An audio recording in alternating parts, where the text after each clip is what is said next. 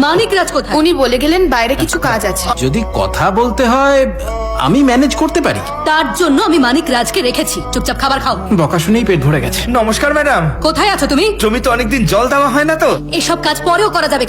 এক্ষুনি এখানে এসো। সময় মতো জল না দিলে মাটি শুকিয়ে যাবে, আর যদি জমি একবার কষে যায় চাষবাস করা যাবে না ম্যাডাম। দয়া করে সব দিক ভেবে দেখুন ম্যাডাম। কনফারেন্সেই কথা বলে নিন না, একটু লাইনটা ধরুন ম্যাডাম। অনু, মানিকরাজ বাবু ফোন করেছেন, ধরো না। হ্যালো। বড় ম্যাডাম, আপনার সময় শুরু হলো এখন। মানিকরাজ, ভোরবেলা উঠে এসব খাবার বানানোর তোমার কি দরকার ছিল? বাড়িতে কি রান্নার কোনো লোক নেই নাকি? মানিকরাজ, আজ ওনাদের ওয়েডিং অ্যানিভার্সারি, তাই ওনাদের পছন্দের খাবার বানিয়েছি। মানিকরাজ, তুমি তো ননভেজ কিছুই রান্না করতে পারো না। আমি কিছু স্পেশাল রান্না করেছি, একবার খেয়ে দেখো। টেস্ট তো ভালো হয়েছে, তবে মশলা একটু বেশি হয়েছে। ঝাল অনেকটা কমে যাবে। মানিকরাজ, সব ঠিক আছে তো?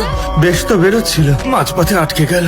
মানিকরাজ, জল খেয়ে নাও, ঠিক হয়ে যাবে। বাড়িতে এতগুলো লোক রয়েছে, কেউ একটু খেয়ে দেখতে পারোনি?